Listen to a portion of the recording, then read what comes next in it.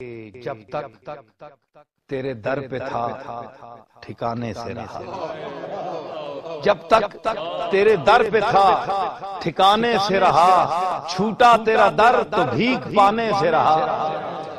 جب تک تیرے در پہ تھا ٹھکانے سے رہا، چھوٹا تیرا در تو بھیک پانے سے رہا۔ ٹھکرا کے اٹھا دے کہ بٹھا لے در پر، ٹھکرا کے اٹھا دے کہ بٹھا لے در پر، میں اب کسی اور در پہ جانے سے رہا۔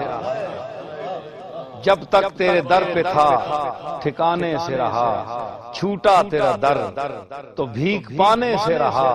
ٹھکرا کے اٹھا دے کہ بٹھا لے در پر، میں اب کسی اور در پہ جانے سے رہا۔ وہ کریم مطلق ہے جس کے لیے مرزا بیدل نے کہا تھا کہ تو کریم مطلق و من گدا چکنی جزی کے نخانیم، در دیگرم بنما، اگر در دیگرم بنما،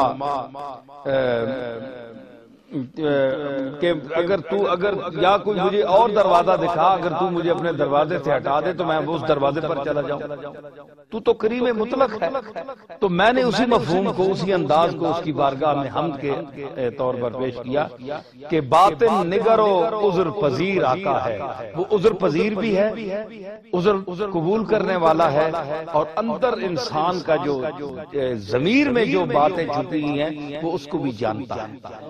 علیم بذات الصدور ہے، باطن نگر و عذر پذیر آقا ہے، رب دو جہاں بھی کیا نصیر آقا ہے۔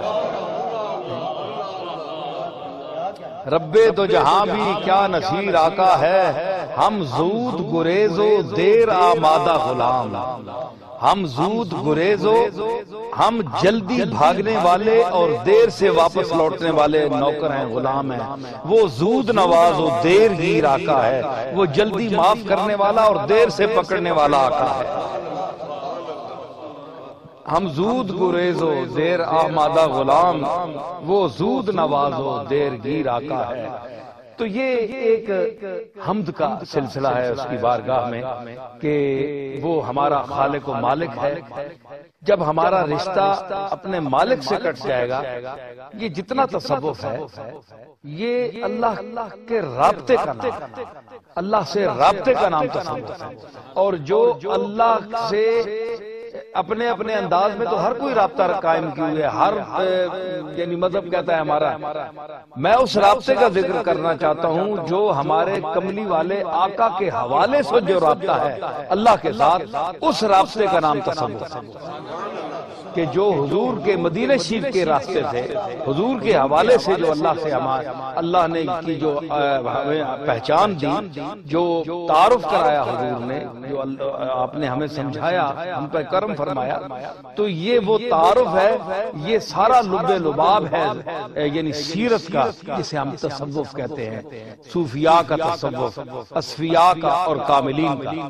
اور جو تصوف شریعت سے ہٹ جائے، اس میں نئی باتیں آ جائیں، بدعات آ جائیں جن کا ثبوت قرآن و سنت میں نہیں ہے، اور ایسی چیزیں آ جائیں، وہ زندقہ ہے، بے دینی ہے، وہ تصوف نہیں ہے۔ ہمارے صوفیاء نے اس تصوف کو، اکبر الہآبادی نے کہا ہے کہ تصنیف کیا ہے؟ تصنیف ہے لفظ بے معنی، ایسے لفظ جو بے معنی ہیں۔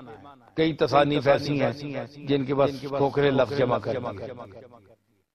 تو لیکن اس نے کہا شریعت کیا ہے؟ پھر کسی نے کہا شریعت کیا ہے، اس کی حیثیت کیا ہے؟ اس نے کہا کہ الفاظ بامعنی، شریعت نام ہے الفاظ بامعنی، ایسے الفاظ جس کے معنی بھی، ویسے تصنیف کر دینا، جس طرح ہم آج کل بھرما رہے ہیں کتابوں کی، لوگ لکھ رہے ہیں جن کو کچھ بھی آتا نہیں جاتا، وہ بھی ایک مصنف بن گئے ہیں، اپنی ایک کتاب چھپوا دی ہے اور اپنے مصنفوں میں نام لکھوا دیا، لیکن شے کچھ نہیں۔ تو شریعت کیا ہے؟ الفاظ بامعنی، اور تصوف کیا ہے جی؟ معنی بے لفظ، ایسے معنی کا نام ہے جس کا لفظ آج تک وجود بھی نہیں آیا، وہ معنی یعنی لفظ وضع ہی نہیں ہوا، ایسے معنی کی دنیا کا نام ہے۔